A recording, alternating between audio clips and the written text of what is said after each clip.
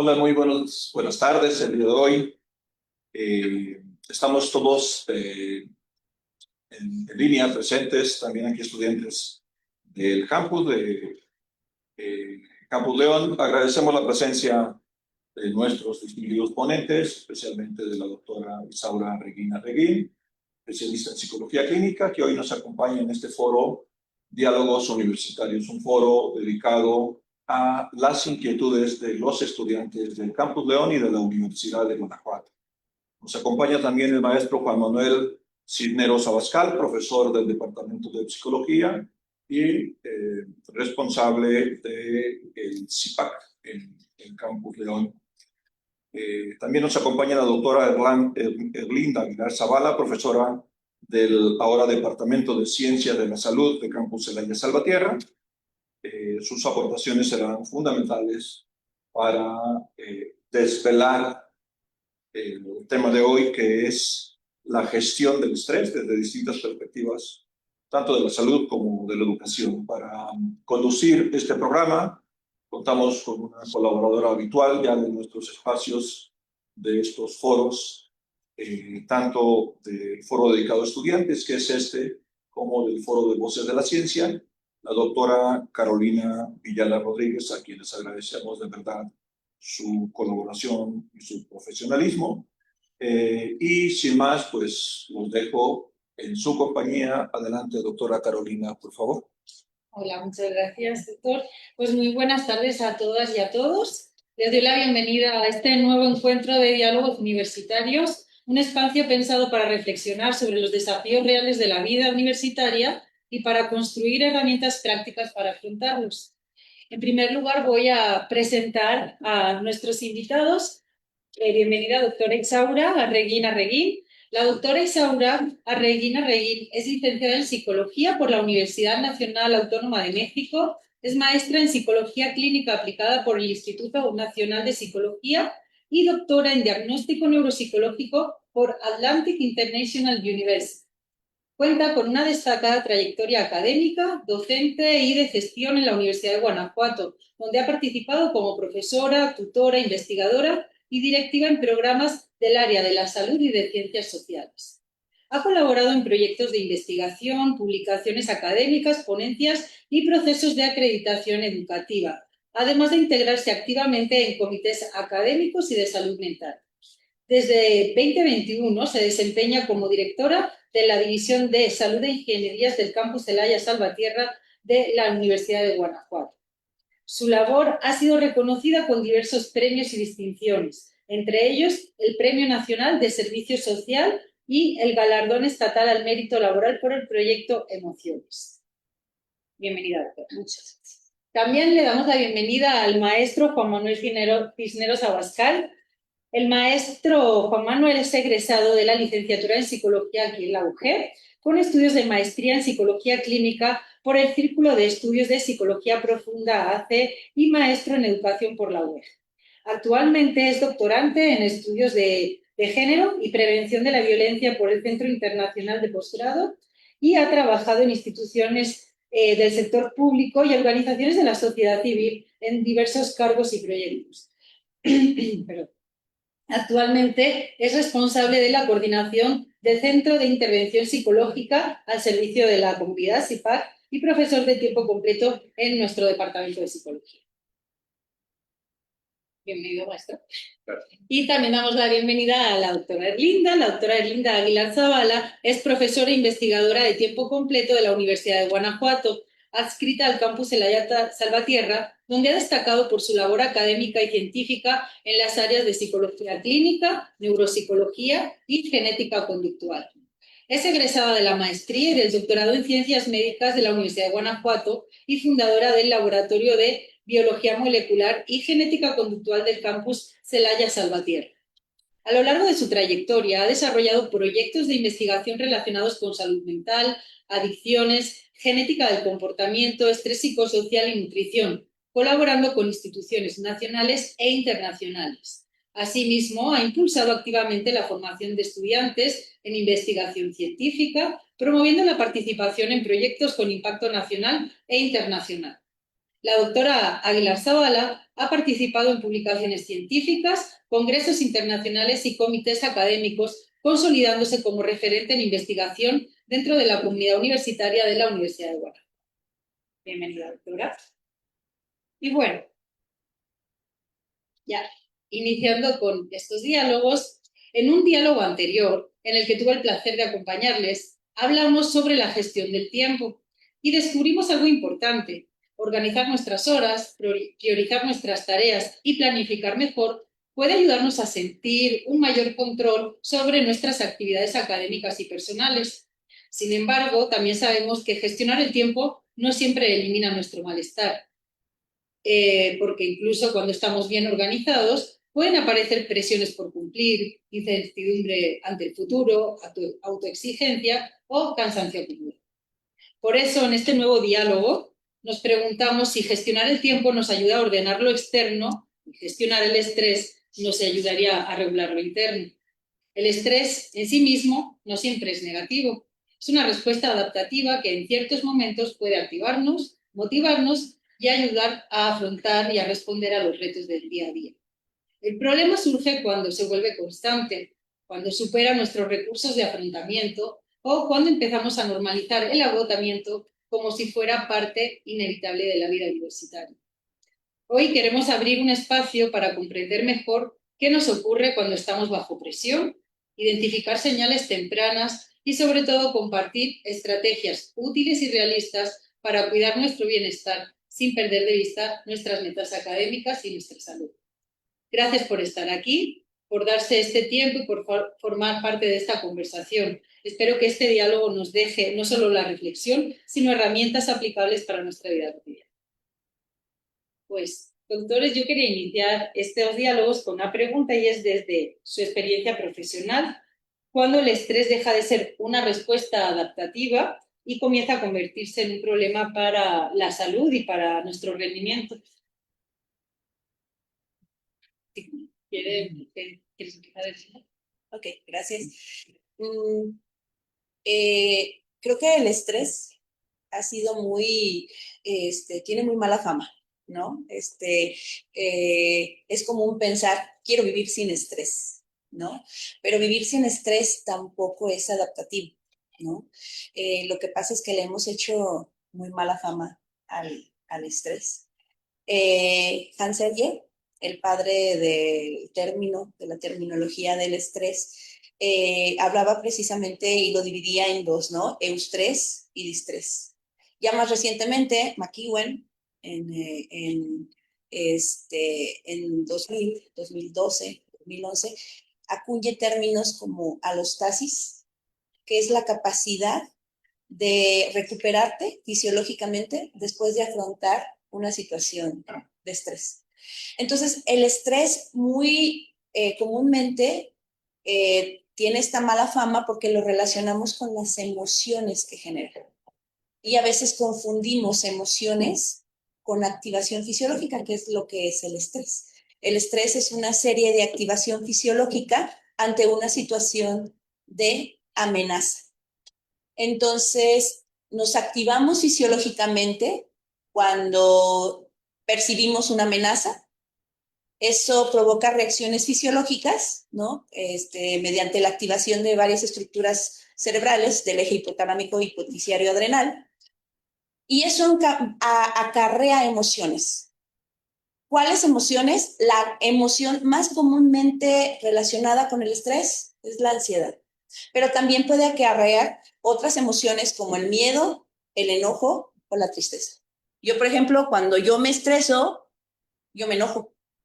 O sea, la emoción que va acompañando mi activación fisiológica de manera regular es el enojo, ¿sí? Entonces, la persistencia de activación fisiológica conlleva la persistencia de una emoción, lo cual puede desencadenar algunas otras situaciones. Pero en realidad, el estrés o los estrés, yo le diría los estrés que vivimos durante todo el día, el tráfico, la escuela, levantarnos pendientes, resolver cualquier cosa, nos ayuda a mantenernos y resolver. La cosa es que no aprendemos a soltar. Lo ideal sería, por eso tiene muy mala fama, Lo ideal sería activarnos, resolver, soltar, que es la curva de reacción fisiológica de McEwen o lo que hablaba Hans Selye, eustrés. Nos quedamos permanentemente activados porque la amenaza no se va, porque es una amenaza que permanece aquí, que es, y sí, es decir, el estresor ya no está, pero mantenemos el estresor aquí. ¿Y si regresa? ¿Y si esto? ¿Y si aquello? Entonces, continuamos con la activación que no se da. Entonces, tiene muy mala fama, pero la verdad es que nos ayuda a resolver cuestiones, problemas y cualquier cuestión que pudiéramos identificar como un reto. Totalmente. ¿Cuándo comienza a convertirse en un problema? ¿Qué creen? ¿Qué les diríamos también a ellos? Ok, muchísimas gracias además por la invitación, de verdad son temas muy importantes y creo que a la comunidad universitaria son temas que día con día lo viven y van a ser muy necesario que ellos aprendan a gestionarlo regularmente. Aunque también el término, como decía la doctora, le tenemos miedo a veces a la gestión, tanto al estrés como a la gestión, porque son términos desconocidos. ¿Cuándo se vuelve desadaptativo? Porque el estrés, desde hace 100 años más o menos que venimos investigando o se viene hablando sobre ese tema, es día en que no se puede eliminar, es decir, evolutivamente siempre vamos a vivir con condiciones de respuesta normal del organismo, repetimos, porque es adaptativo, son necesarias que tenga el organismo los altibajos. Sin embargo, cuando esto ya la persona o percibimos como individuos que se nos sale de control, que ya es un sufrimiento, la palabra clave es un sufrimiento, que ya nos genera el malestar, es lo que se percibe. Algo muy importante que debemos tener sobre el estrés es que es mi estrés, no es la otra persona quien lo provoca. Por eso tenemos instrumentos, tenemos formas de poder evaluar los niveles a los que se refería la doctora. ¿En qué nivel te encuentras? Y dependiendo de ese nivel, es como nosotros vamos a aplicar herramientas para poder gestionar esos niveles de estrés. Cuando ya se salen de control, cuando ya genera el malestar, cuando está el enojo, el sufrimiento o se traduce también en conductas muy repetitivas que tienen una finalidad de que vaya bajando esa condición fisiológica que yo tengo de manera interna. Casi siempre, y sobre todo en los niños y en los adolescentes, hay una relación recíproca entre el grado de nivel de estrés que tengo fisiológico con el grado de conducta que yo estoy manifestando. Eso sería lo prudente. Cuando no es así, es que entonces el propio organismo, nosotros nos estamos quedando con todas las reacciones internas porque lo guardamos, porque lo callamos, porque nos aislamos y entonces eso es lo que repercute ya psicosomáticamente en el organismo. Y ese es la fuera de control. Okay. Y en contextos que vivimos normalmente de alta exigencia, tanto como académicos como los estudiantes, ¿no?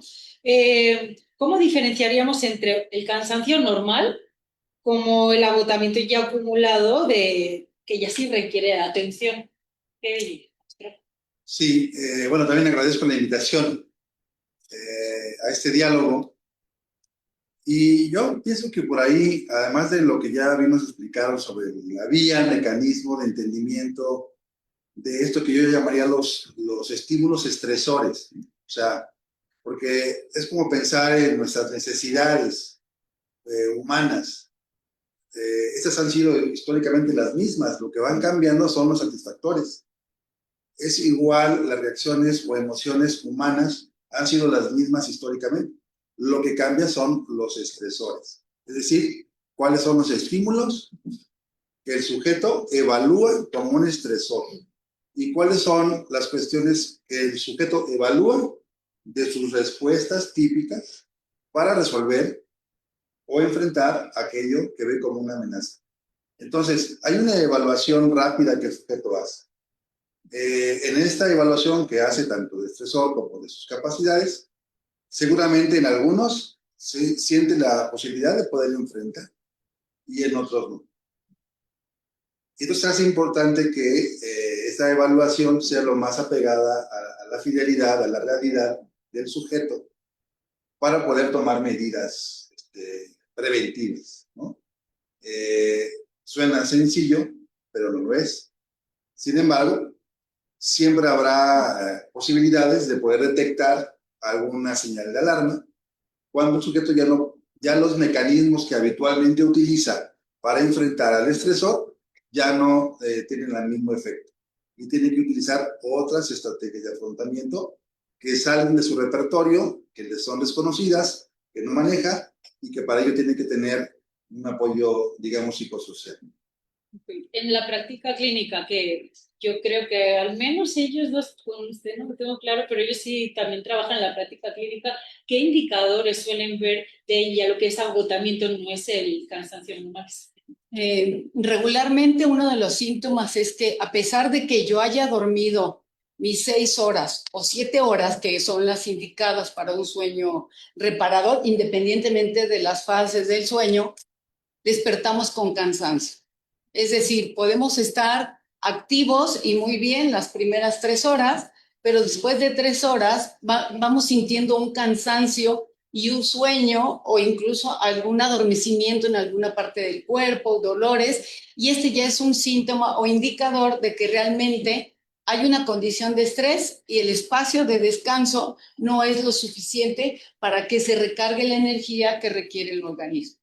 Y a veces no sería tanto las horas, a veces, sino como hasta la calidad, ¿no? La calidad del sueño.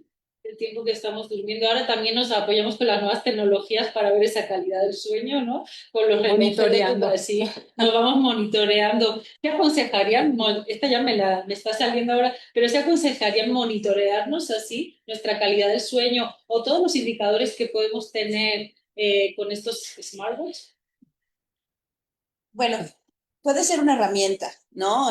No son fidedignos la información que se da, pero puede ser una herramienta de monitoreo, ciertamente. Yo creo que uno de los elementos más importantes de ahorita que salen, se me olvidó el mío, por cierto, de los smartwatch, es la latencia al sueño, ¿no? La latencia al sueño. Y por ahí también marca los despertares, ¿no? Uh-huh. También te marca los despertares. Entonces, si estás teniendo como muchos despertares o latencia del sueño, que ambos se consideran fisiológicamente insomnio, pues quiere decir que por ahí hay un indicador, ¿no? Hay un indicador de una cuestión que ya sobrepasa las condiciones adaptativas, porque a veces normalizamos el vivirnos constantemente tensos, ¿no? Si no estoy preocupado, entonces hay personas que incluso cuando no están haciendo nada, o cuando en teoría no están haciendo nada, o se perciben que no están haciendo nada, que para ellos es no estar preocupándose o no estar resolviendo, entonces el no resolver o el no estar resolviendo lo asumen como no estoy haciendo nada, tengo que hacer algo, ¿no? Y entonces inmediatamente buscan qué hacer, porque normalizamos esta parte. Normalizamos el mantenernos en esta activación fisiológica, en este estrés como si fuera normal. Cuando ya no lo hacemos, nos sentimos raros y buscamos rápidamente qué hacer, ¿no? Y entonces se normaliza tanto que sobrepasa la adaptabilidad y entonces empieza. Uno de los elementos más, bueno, de los cambios o síntomas fisiológicos es el sueño, efectivamente, sí, ¿no? Ok. Luego, además, sí sabemos que estamos normalizando y siguiendo en esta línea frases como, bueno, pues así es esta etapa, estamos en final de curso, ¿no? Ya descansaré después. Todo esto, ¿qué riesgos tiene? ¿Qué riesgos tiene romantizar el estrés o este agotamiento como símbolo de productividad? Es que me surgió ahorita que estaban hablando la doctora sobre este tema de romantizar o crearse una forma de andar por la vida, ¿no? Así, normalizamos este concepto de carga alostática, es muy interesante porque, pongo el ejemplo, en las mañanas hay mucho tráfico, pero lo toleramos porque venimos, digamos, recién nos despertamos, venimos sin mucho cansancio, pero en la tarde, cuando regresamos a nuestra casa, ya estamos como con mucha carga, ¿no? mucha tensión. Al siguiente día, si a eso sumamos quizá una discusión familiar, algún problema económico, ya no tenemos que llegar a la tarde para estar tenso. Ya desde la mañana tenemos una carga muy importante. Esa carga me hace ser más vulnerable ante los mismos estímulos. Es decir, ya no puedo tolerar aquello que en algún momento no es que fuera inmune, es que tenía los mecanismos para enfrentar. Y entonces ahora, por eso digo que la cualidad o la calidad del estresor puede ir cambiando de acuerdo a nuestra época en la que estamos viviendo, de acuerdo a las cosas a las que le damos la importancia. Y entonces ahí creo yo que tenemos que buscar maneras alternativas de gestionar. Miren, mucho se ha hablado de la buena alimentación, del sueño, Ejercicio. de la actividad física. La actividad física se ha puesto de moda en todos lados, pero ¿de qué me sirve si no encuentro realmente el motivo por el cual yo me siento incompleto? Es decir, si no me someto a un proceso de evaluación, de autoconocimiento, será bueno el tema de la actividad física porque me va a bajar los triglicéridos, voy a regular mi glucosa, pero sigo sintiéndome mal. Es decir, no es solamente una estrategia, son un conjunto de cosas y que inicia a través de este proceso de autoconocimiento del por qué y el para qué implemento esas nuevas estrategias. Totalmente de acuerdo. O sea, sí, o sea, no podemos decir que la actividad física no, pero Por sí sola. por sí sola ninguna, ¿no? Ninguna técnica, ninguna herramienta, ninguna estrategia por sí sola va a ser efectiva, ¿no? Sí. Mucho menos el ejercicio, cuando sobrepasa la capacidad del organismo. Ajá. Siempre debe llegar al 70% máximo del 100 que yo puedo dar, porque si no, entonces estoy forzando al organismo, lo estoy sobresaturando a una actividad para la cual no tiene capacidad, porque no todos los organismos en el ser humano tenemos esa capacidad incluso para estar en el gimnasio y realizar una sobresaturación de ejercicio, porque eso va a generar también cortisol en el organismo y posteriormente enfermedades, ¿no? Entonces hay que medir y además es personal. El estrés es personal y cada persona, lo que le funciona a una, no le va a funcionar a la otra. Por eso los mecanismos de evaluación, de la dinámica, del lugar donde vive, a qué se dedica la persona, y dependiendo de ello y de los otros estímulos y condiciones en los que vive, es que se puede realizar gestión de manera individualizada. Muy bien.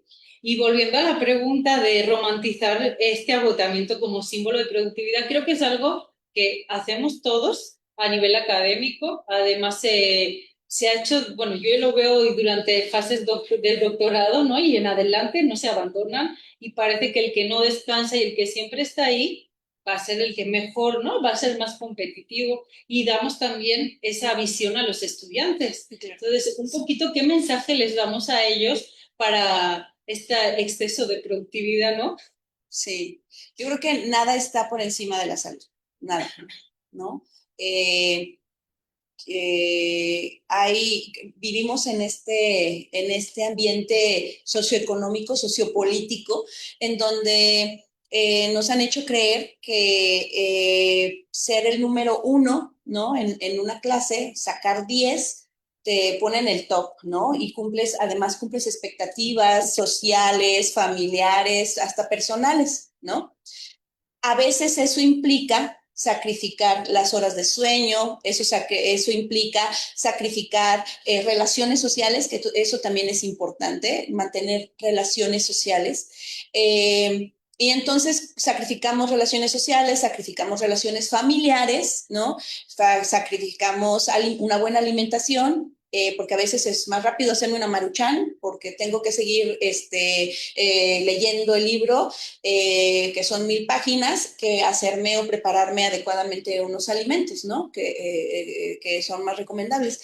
Entonces, sacrificamos todo eso con el afán de cumplir, ¿no? De cumplir y de alcanzar esos estándares en los que se nos han impuesto, ¿no? Hay un modelo que es el modelo de perfección, al que también tiene que ver precisamente con toda esa necesidad, y ahora con las redes sociales es mucho mayor, porque entonces los influencers, que ahora se llaman influencers, o cualquier persona, postea su vida exitosa, profesional, personal, corporal, etcétera, y entonces queremos alcanzar ciertos estándares, ¿no? Y entonces muchas veces eso nos obsesiona, porque lo contrario nos habla de que no, algo anda mal con nosotros mismos, o no estamos funcionando adecuadamente, ¿no? Eso es, en esa sociedad estamos involucrados todos. Cambiar el chip es bien difícil. En clínica, cambiarle un chip a una persona que viene con este chip programado es bien complicado. Entender que tú no vales un 10, ¿no?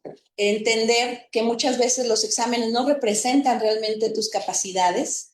Entender que tú eres una persona valiosa, independientemente de las calificaciones, del cuerpo o del éxito que pudieras tener. Que eres una persona inmensamente valiosa, que no necesitas hacer nada para valer, que ya vales, ¿no? Eso es bien complicado, porque el valor se condiciona a un montón de situaciones corporales, personales, sociales, académicas, ¿no? En una ocasión, platicando con mis alumnos y haciéndoles ver esto, bueno, maestra, me dicen, maestra, pero si usted dice que ya valemos como personas, pues ¿para qué estudiamos, no? ¿Para qué vengo a la universidad? ¿Para qué vengo a estudiar y tener un título universitario? Se supone que estás aquí para tener herramientas profesionales y brindar servicio a tu comunidad, no para valer más.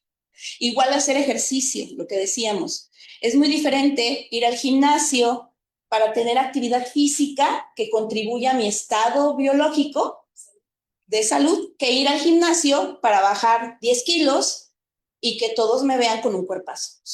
Digamos que la intención es distinta. La intención es lo que estresa, ¿no? Sí.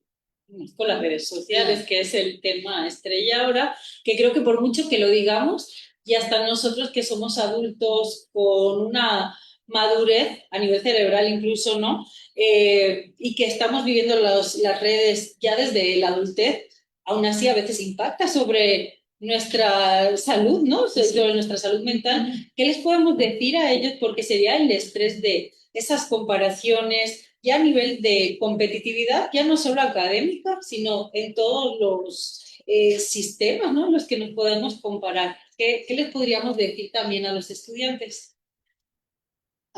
Gracias. Encuentras que es diferente hablar de la competencia, hablar de esta idea de la competitividad, ¿no? Desgraciadamente vivimos en una sociedad que te invita permanentemente a eso, ¿no? En los años 80 había un entrenador de fútbol yugoslavo que anticipó lo que ahora pasa. La supercompetencia te conduce al doping.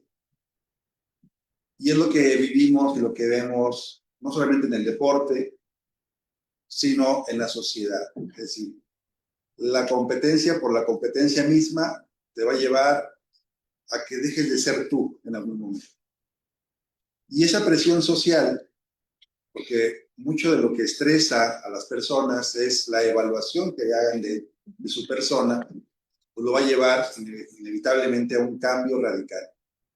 Y si no está mediado por un proceso de autoconocimiento, pues va a derivar en estrategias de afrontamiento erróneas, o que le van a llevar a un camino que no estaba presupuestado. Sí, muchísimas gracias. Bueno, hay muchas recomendaciones que se les pueden hacer a los estudiantes y sobre todo en el periodo en el que se encuentran en este momento, que son regularmente fines de semestre. Y hay muchísimas, y cada uno puede tomar aquella que le puede ser de utilidad. Ejemplo, tener espacios entre 35 y 40 minutos más o menos de estudio, porque en procesos de atención y de concentración una vez que el organismo llega a una saturación, ya por más que sigan estudiando, ya no va a haber la posibilidad de que adquieran esa información. Hay que dar 5 o 10 minutos realizando una actividad completamente diferente, porque el cerebro trabaja a través de encadenamientos. Hay conductas, hay un estímulo, hay una respuesta, y dependiendo del nivel de esa respuesta es también la afectación que podrían tener. Entonces, cuando el estudiante va identificando en qué momento va a romper esa cadena y puede cambiarle significativamente esa condición que venía dando, puede levantarse, tomar agua, hacer un poco de movimientos. El movimiento es básico para el ser humano. Regresar y continuar con la actividad de estudio probablemente sea algo muy efectivo para ellos. También eliminar muchas luces blancas, eso está demostrado.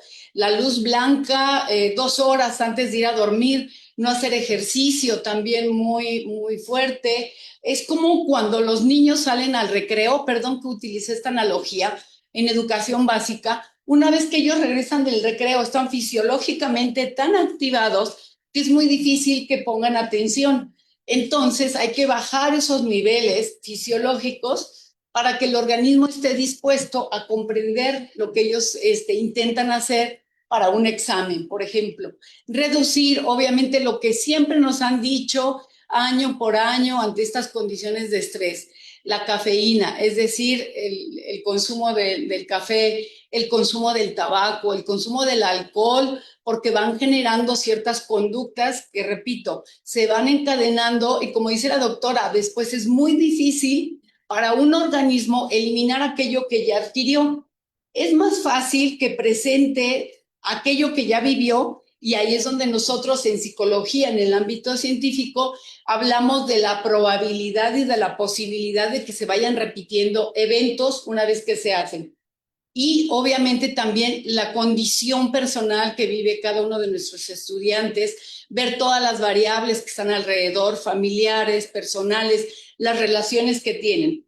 En un estudio que hicimos recientemente, encontramos de 900 estudiantes de nivel preparatoria, en esos estudiantes, encontramos que las 3 variables que en todos, el 95% de la población de los estudiantes presentaba, era una inhabilidad social. Entonces, queremos que ustedes vayan adquiriendo otras habilidades sociales para continuar con esta relación que nos convoca como seres humanos, porque también el lenguaje, la estructura que tenemos para resolver problemas, la estructura que tenemos para tomar decisiones, porque a veces no nos han enseñado. Y muchos de nuestros estudiantes vienen de una condición de pandemia donde el tomar decisiones quedó anulado, donde esa flexibilidad cognitiva para que ellos puedan elegir qué acciones van a tomar también se vio muy limitada. Por lo tanto, ahora como instituciones tenemos que hacer un esfuerzo sobrehumano también para irnos adaptando a esas necesidades de cómo vienen nuestros estudiantes.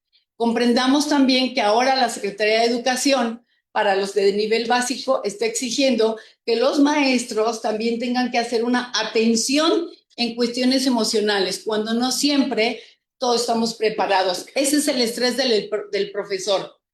¿Con qué estudiantes tienen? A veces hay estudiantes que no cumplen con las normas, con las disciplinas, el grupo, cómo está conformado, cómo vienen preparados pedagógicamente y de conocimientos, y ahí el estrés del profesor. Entonces también creo que es recomendable atenderlos a ambos, tanto nuestros estudiantes universitarios como el profesorado universitario. Sí, totalmente de acuerdo. Y esperemos que en un futuro no muy lejano nuestros alumnos, futuros profesionales, puedan estar involucrados en la formación de esos profesores, ¿no? A nivel de habilidades emocionales y cómo gestionar las emociones también de los más chicos. Porque creo que esto es algo muy pendiente, ¿no?, que tenemos y que sería, pues, justamente para nuestros alumnos, sobre todo de educativo, ¿no? Y bueno, dicho esto, tenemos unas preguntas también de nuestros alumnos que nos van dirigiendo, y una de ellas sería: ¿hasta qué punto la falta de sueño deforma nuestra realidad? Es decir, ¿Cómo podemos diferenciar si algo nos está estresando por un problema real o simplemente se nos cae el mundo porque estamos cansados? Correcto. Creo que puedo decir algo y la doctora es muy especialista en sueño, pero ella refería hace un momento el número de ocasiones en que despertamos durante el proceso de dormir. Entonces, a mayor número de ocasiones que estemos despertando durante la noche, el sueño se reinicia. Entonces, ahí hay un agotamiento también para el cerebro. Y sabemos que el sueño es tan básico, mucho más básico a veces que la alimentación, así es como lo planteamos, que después de 72 horas, a menos que esté exagerando, doctora, de no dormir, el cerebro empieza a tener distorsiones. Primero distorsiones y después alucinaciones. Entonces, ¿cómo lo vemos en el estudiante que duerme 4 horas, 3 horas nada más porque está en un proceso de exámenes? Pues obviamente como una niebla, como no entender, estamos dialogando con él, con ella, y el estudiante nos responde otra cosa, o incluso está en una condición tan alterada que se ve prácticamente en movimiento, ¿no? Y también viene una inflamación a largo plazo de tipo cerebral, que, bueno, ¿qué es lo que nos esperaría en la edad adulta? Eso es lo que sí hay que entender, que lo que estamos viviendo ahora, cómo lo estamos manejando, cómo lo estamos interpretando, va a tener repercusiones no mañana, ni el siguiente semestre, ni el siguiente año. Probablemente en algunos años nos vaya a cobrar esa factura. Sí, sí, es cierto, para el deterioro cognitivo fundamentalmente. Claro. ¿No? Ahora tiene las repercusiones a corto plazo y es que los niveles de atención bajan, los procesos de aprendizaje disminuyen, entonces seguramente el rendimiento ni está bueno o lo que aprendieron para mañana ya en un mes se les olvidó, no como mucho, pero sobre todo si es esta prevención de deterioro cognitivo, ¿no? De enfermedades neurodegenerativas a largo plazo. Doctora. Sí, rápidamente. Creo que ahí hay que aclarar, como lo menciona la doctora, una privación de sueño, y ahorita explico a qué se refiere privación de sueño, pero una privación de sueño prolongada va a generar distorsiones cognitivas y hasta alucinaciones, ¿no? Ahora, ¿es no dormir? No. A veces las personas tienen sueño, o sea, es decir, cierran los ojos, pero no llegan a los estadios necesarios, que es en este caso, por ejemplo, el sueño MOR. Nosotros en 8 horas de sueño debemos acumular o presentar aproximadamente 5 o 6 sueños MOR que duran entre 15 y 30 minutos. Dormir 4 horas ya le restaste tiempo a tu sueño, ¿no? Entonces, ¿qué sucede? Si tú no completas el sueño MOR, hay como una especie de deuda de sueño MOR, así como hay una deuda de oxígeno cuando hacemos ejercicio, cuando estamos haciendo ejercicio y pasamos de una etapa aeróbica a una anaeróbica, le debemos y lo resolvemos. Todavía el MOR es un misterio para las neurociencias, pero parece que se responde igual porque cuando le debes tanto MOR al organismo, se lo cobra con los ojos abiertos. Entonces, durante el sueño MOR tenemos ensoñaciones, ¿no? Es donde vienen las imágenes oníricas. Si tú no duermes más de 72 horas, 3 días sin dormir, empieza a cobrarse las imágenes oníricas, ¿sí? Estas imágenes de lo que no está ahí, lo empiezas a representar en lo que ves, ¿no? Entonces, esto pasa mucho con el consumo, por ejemplo, de metanfetaminas. Las metanfetaminas provocan que una persona pueda estar sin dormir durante muchos días, pero eso provoca alucinaciones, ¿no? Y bueno, ya estamos hablando de eventos psicóticos. Entonces, sí es el sueño, no dormir, a muchos se les hace muy, y más en la fase de estudiante, se nos hace muy fácil decir, ay, ahorita me tomo mi cafeína para no dormir toda la noche, 2 noches, porque tengo que entregar el reporte. Yo también fui estudiante, me pasó, ¿no? Pero al tercer día ya veías cosas por ahí rondando. O sea, veías una rata, hay una culebra, así. Entonces, tenías estas distorsiones después de 3 días de no dormir porque tenías que entregarle el informe al profesor que no hiciste en todo el semestre, pero entonces ahora lo tienes que hacer en 2, 3 días, ¿no?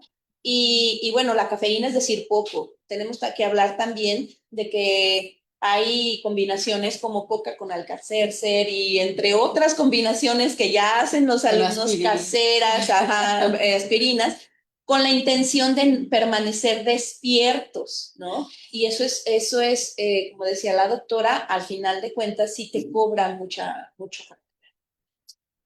Yo conceptualmente con lo que se ha dicho, pero yo me quedo pensando que a lo mejor lo que genera más malestar o que podría generar más estrés no es la falta de sueño, sino la falta de sueños, ¿no? Es decir, que los chicos no se ilusionen, que cumplan por cumplir, pero que no tengan ese sentido de trascendencia. Cuando alguien no tiene eso, hay poco que hacer, ¿no? En términos de la recomendación que vamos a hacer. Tenemos que buscar que realmente se ilusionen, que tengan sueño. Sí. Sin sueños la vida es más estresante, ¿no? Podríamos decir. Ajá. Sí. Bueno, otra pregunta que nos lanzan es ¿cómo aprovechar el eustrés para movilizarnos a alcanzar nuestras metas, nuestros objetivos, nuestras ilusiones o sueños, ¿no? Vamos a poder decir. Pues es importante para poder activar, dejar el botón, pero no dejar el botón prendido Así siempre. Así es. O sea, hay que buscar que eso sea un motor, una motivación para hacer cosas sin estrés. Imagínense un torero que no tiene estrés, Así es. ¿no? Entonces, lo que hay que buscar es cómo alimentar mis potencialidades, mis capacidades para enfrentar aquello que es potencialmente estresor, real o imaginariamente, porque a veces pareciera que es lo mismo enfrentarse al toro a que se nos vaya el wifi, ¿no? Entonces, dar dimensión a cada estresor, obviamente respetando que no es el susto del wifi, sino es el apego que tengo. Porque así como de pronto extraño el wifi, puede extrañar a una persona, puede extrañar ciertas cosas. Entonces, lo que tengo es una invitación a poder entender qué es lo que me está pasando. Sí, pero sobre todo nos hablan del estrés, del positivo, ¿no? ¿Cómo aprovecharlo, el estrés positivo? Pues es eso, si me permite. Pues es eso, simplemente aprovecharlo y soltar. Y soltarlo. Pero lo que dice el doctor es bien cierto. A veces no sabemos diferenciar entre algo real y algo que asumimos que es amenazante, ¿no?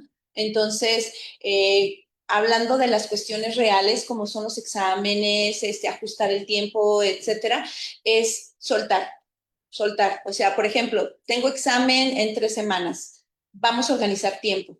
Durante la organización del tiempo, eleva mi activación fisiológica, organizo, son eventos reales, organizo mis temas, organizo mi tiempo, suelto. Y no lo vuelvo a tomar hasta que me ponga a estudiar otra vez, me activo fisiológicamente, pero una vez que ya terminó mi espacio y mi hora de estudio, suelto. El problema es que no sabemos soltar. Nos activamos fisiológicamente, organizo mi tiempo y me quedo pensando, ay, sí, y si necesito estudiar más, y si no puse el examen, entonces ahí ya no resuelvo porque entonces pasa ese evento real de estudio, pasa a la parte que ya no es tan real, sino que es más bien una amenaza percibida. Pues no es real, los exámenes no te están persiguiendo, ¿no? Pero para ti lo es, ¿no? Y entonces eso es mucho más difícil de quitar, porque entonces, ¿cómo resuelves esa parte?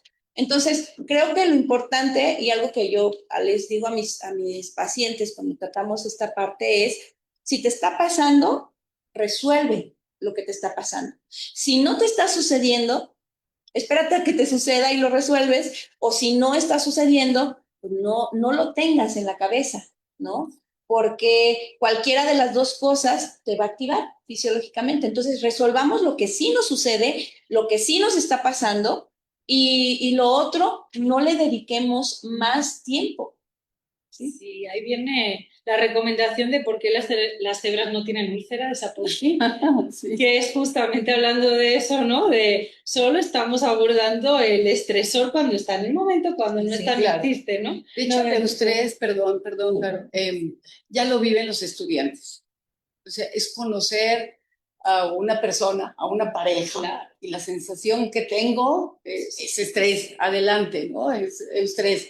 Y obviamente una vez que pasa la condición, bueno, recupera. Aquí lo importante es recuperar esa habilidad para que el organismo vuelva a su estado natural o basal, normal. El ir al cine, no sé, el que alguien se vaya a casar, los que van a estar haciendo exámenes ahorita, quien va a pasar a otro semestre, no sé, quien se va a cambiar de casa, quien se va a cambiar de residencia. Todo ese tipo de sensaciones son normales, naturales y son básicas, porque es el motor, es la energía que se requiere en algún momento, ¿no? Pero no sobrepasarlo, porque en el momento en que sobrepasamos, entonces nuestro organismo tiene otras necesidades. Tiene necesidades de consumir azúcares, consumir grasas, y entonces ya nos trae consecuencias. También algo que quisiera yo exponer un poquito es que nos hemos limitado un poco a todo lo que es el estrés. Pero ¿qué pasa cuando ya la condición está rebasando y perdiendo el control? El estrés es uno de los indicadores básicos para generar dos de los trastornos mentales más comunes, que son, en primer lugar, en el mundo y en México, que es la ansiedad y la depresión. Entonces, ya una vez que se mantiene y que llegamos a esa condición, incluso el grado más extremo, que es la pérdida de control de nuestras propias necesidades de autocontrol, que conduce al suicidio para muchas personas. Y esto es lo más grave, por eso es que la prevención en condiciones de estrés es básica para evitar que se den los otros trastornos que vendrían, estrés postraumático, pero bueno, hay los trastornos mentales, para eso están las intervenciones. Pero ya una vez que ocurre el suicidio, realmente ya no podemos hacer absolutamente nada. Sí, pues al final es el detonador de cualquier enfermedad, ¿no? De cualquier trastorno. Muy bien. A ver, ahora tengo otra pregunta donde dicen, lucha o huida es una de las formas más comunes y clásicas de explicar el estrés, pero esto fue estudiado solo en hombres. ¿Por qué se sigue explicando desde esta perspectiva? Que de las mujeres, ¿podrían explicar el modelo del Tennant Different de Taylor? ¿Algún alumno o alumna de míos de anatomía, seguro? Sí. ¿Qué tan relacionado está el estrés y la soledad también? Ahora les voy a hacer, porque esta pregunta sí creo que la conozco, y es la respuesta de lucha y huida sirve para todos, para hombres y mujeres, pero es verdad que Taylor en el 2000 nos explicó otra forma de que las mujeres afrontamos situaciones de estrés, sobre todo atendiendo a estos vínculos, a la parte del cuidado de la prole y de los vínculos que nosotras ejercemos y cómo nos cuidamos a unas a otras ante amenazas. Entonces, fue una aportación que realmente está explicando, no quita la respuesta de lucha-huida, sino que nos está dando más información. Entonces yo siempre se las cuento a mis alumnos en anatomía para entender un poco las diferencias también en las hormonas, ¿no? Porque hablamos solo de cortisol, pero luego tenemos que hablar de oxitocina, ¿no? Y tenemos que hablar de todo lo que está pasando en mujeres, que esto podría ser otro diálogo ya diferente solamente en mujeres, porque sí somos mucho más complejas que todo lo que se ha ido abordando en todos estos últimos 100 años, ¿no? Sobre estrés, sobre afrontamiento y sobre pues todo, realmente, sobre todo lo que sabemos del ser humano. Y esto es una y la otra que ya sí se las lanzo, es ¿qué tan relacionado está el estrés y la soledad? ¿Cómo lo relacionan? Lo acaba de decir la doctora, ¿no? Es precursor. Hay estrés que es agudo, ¿no? Y hay un estrés que es por situaciones menores, pero que son continuadas. Tan dañino uno como el otro. Generan diferentes respuestas. Aquí el tema es la atención oportuna, es decir, la detección primero y luego la red de apoyo que exista para poder hacer que el sujeto pueda, en este caso, tomar previsiones. Si no, aquello que es crónico se hace una enfermedad. Entonces, el estrés por sí mismo no es una enfermedad, es un elemento constitutivo de enfermedades, pero en sí no es enfermedad. Entonces, es importante el autocuidado, es importante tener una red de apoyo para poder advertir esos riesgos y no llegar a ese extremo. Alguien que llega a esta situación de vacío, de soledad, no sé si sea solo por el estrés, puede haber otros factores, pero sin duda pudiera ser uno de ellos. Claro. Yo solo agregaría si es soledad o es el sentimiento de soledad. Porque podemos estar solos, a muchos nos agrada estar solos, disfrutamos, lo hemos elegido, pero cuando es el sentimiento de soledad y viene por un rechazo de tipo social o del grupo al cual a mí me interesa pertenecer, que ya lo decía el doctor, desde un ámbito más social, me parece que ahí estaríamos ya en una condición delicada que tenemos que atender con la población. Porque hay una situación que se llama el desamparo aprendido, cuando a través de la experiencia y de los patrones educativos que hemos tenido a lo largo de la vida, hemos aprendido que por más esfuerzo que yo haga, no voy a tener ningún resultado positivo. Y eso ha sido a partir de la retroalimentación negativa, probablemente, se da más por la negativa, de los logros y de los beneficios que yo he tenido en la vida. Por lo tanto, entonces ya no tiene caso que yo siga adelante. Y ese desamparo que yo siento me puede llevar a tener esa sensación de vacío y de soledad que me limita a tener también ciertas relaciones. Es de las condiciones donde debemos tener más atención clínica con los estudiantes o con cualquier persona, en este caso, bueno, el diálogo con estudiantes universitarios, porque es uno de los indicadores, solamente uno de los indicadores, pero que socialmente nosotros nos alimentamos por las relaciones y el afecto y el contacto con los demás. Entonces no lo podemos hacer a un lado. Sí.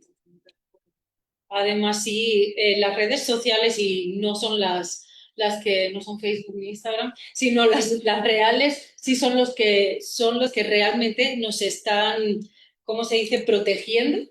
Nos están protegiendo del desarrollo de trastornos mentales también, porque realmente protegen del estrés que estamos viviendo cada día. Y de esto sí ya hay estudios desde pues, hace más de 20 años, ¿no? Entonces, pues muy de acuerdo, muy de acuerdo. Y en línea con la parte de dispositivos electrónicos, también nos dicen que si entrar a redes mediante estos dispositivos electrónicos, antes de dormir, ¿realmente me puede ayudar a bajar el estrés? Gente que lo está haciendo, entro a redes para relajarme antes de dormir. ¿Creen que eso es bueno? Nos preguntan por aquí. Bueno, por ejemplo, hay canales dedicados específicamente para, no solo para relajar, sino para hacer ruidos. Entonces, algunas personas se sienten relajadas al escuchar ciertos ruidos y hay personas en YouTube que tienen canales haciendo ruiditos, ¿no? Como el de abrir o estar moviendo una bolsa de dulces. Y entonces hay personas que se sienten relajadas escuchando ese tipo de ruidos, ¿no? Yo tuve una paciente que, no sé, su rutina para dormir era poner el video de YouTube con el ruidito y que solo así se dormía, ¿no? Que solo así llegaba a dormirse. ¿Qué tan conveniente es? Bueno, yo digo que cada persona es distinta, ya lo dijo la doctora Isaura, y a quien le funcionará y a quien no le funcionará, ¿no? ¿Qué tan conveniente es? Pues si te funciona, llega un momento, o sea, lo que generan realmente estos ruidos constantes, la música o los ruidos constantes, lo que te ayuda es a llegar a ciertas ondas cerebrales que te favorecen la entrada al sueño ligero, ¿no? Entonces, pero llega un momento en el que dejas de escucharla, o sea, realmente lo podrías hacer con el ruido o lo podrías hacer con meditación también, sin ruido, o concentrándote en tu respiración, podrías llegar a los mismos resultados o a los mismos niveles de Sin embargo, yo creo que entrar en redes, que normalmente cuando entran en redes es TikTok, Instagram, etcétera, con scroll y scroll. Ahí, si es eso, ahí son chutes de dopamina que no les van a relajar nada, ¿no? Entonces, además de que están en edad que lo que prefieren es la inmediatez y la recompensa, ¿no? de momento, y entonces se vuelve como ya el vicio. Es decir, que la dosis es la salud o la enfermedad. Es decir, Sí. ¿cuál es nuestro centro, digamos, de saciedad, ¿no? Es decir, ¿tenemos registro de este centro de saciedad? ¿O somos permanentemente consumidores? Yo creo que hacemos una encuesta, todos tenemos el dispositivo móvil como un acompañante de nuestro sueño. Pero el problema es el uso excesivo, es decir, tener conciencia para poder parar. Y al final esperamos la señal del cuerpo. El cuerpo en algún momento nos va a vencer del sueño, vamos a quedar dormidos. Pero tratar de anudar este mensaje del cuerpo con mi habilidad para poder saber cuándo debo parar. Ya para finalizar, les lanzo la última pregunta, que ya se nos acaba el tiempo, y es, ¿podríamos decir que más que adaptabilidad es tolerancia a aquello con lo que se afronta el estrés? No. No, la adaptabilidad ya lo habíamos descrito en algún momento. Obviamente es la respuesta que tenemos que dar, tener un resultado y volver nuevamente a nuestro estado, porque el organismo tiene que adaptarse biológica, psicológica, social, fisiológicamente. Y la tolerancia realmente es como estar soportando, estar aguantando solamente, y eso nos va a llevar obviamente a una condición crónica y de enfermedad. Entonces no podemos entender la misma condición de ambos. Yo creo que ya para finalizar, si quieren dejarle como un mensaje a todos nuestros oyentes o estudiantes que están aquí participando tanto física como virtualmente. Apoyando esta última intervención de la doctora, llegando a esto, hay que tratar de entender que tenemos una influencia cultural. Es decir, parece que el que más resiste es el que más merece. Y hay que cambiar un poco ese chip. Esto se trata de disfrutar. O sea, el tema de estar en la universidad o haciendo alguna actividad de desarrollo, cuando ya no está habiendo un disfrute, hay que preguntarnos qué está pasando. Entonces, también cuidar esta influencia cultural que viene igual de la familia, viene de nuestra idiosincrasia, que parece que todo lo que vale la pena tiene que doler. Y no es así. Doctora. Gracias. Reconocer sus logros, realmente, todo lo que ustedes han hecho, porque el esfuerzo es lo que los tiene en este momento universitario, aunque hayan sufrido o experimentado el estrés.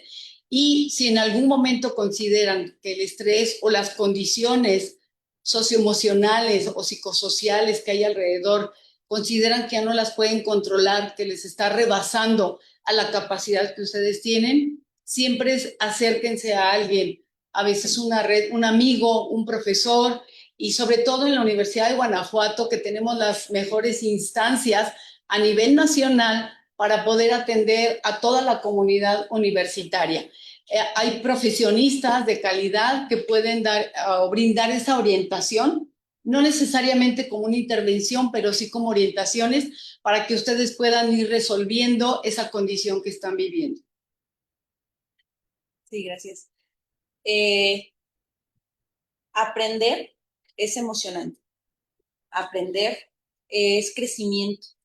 Entonces, esta fase de este periodo universitario está lleno de cambios, de retos, en donde el estrés es inevitable, ¿no? En la familia, en lo personal, en lo económico, en lo social, en las relaciones de pareja, en los estudios. El estrés es inevitable, pero como ya lo dijimos, no es nuestro enemigo. Podemos montarlo y domarlo, ¿no? Y la frase más importante que yo les daría es, una vez que se supera alguna situación, una vez que resuelvan alguna situación, simplemente digan, lo hice con lo que tenía a la mano, hice lo que pude hacer y está bien. Y soltamos, ¿sí? Entonces, vamos a aprender a soltar. Esa es la base. Después de un reto, aprender a soltar. Darnos un apapacho y dejar que las cosas fluyan y dejar y confiar en la vida, confiar en nosotros, confiar en el universo y dejar que las cosas fluyan. Si va para allá, irá para allá, y si no va, pues no irá, y dejar que las cosas pasen. Nada más. Muy bien, pues muchas gracias por acompañarnos y espero que hayan disfrutado de estos diálogos.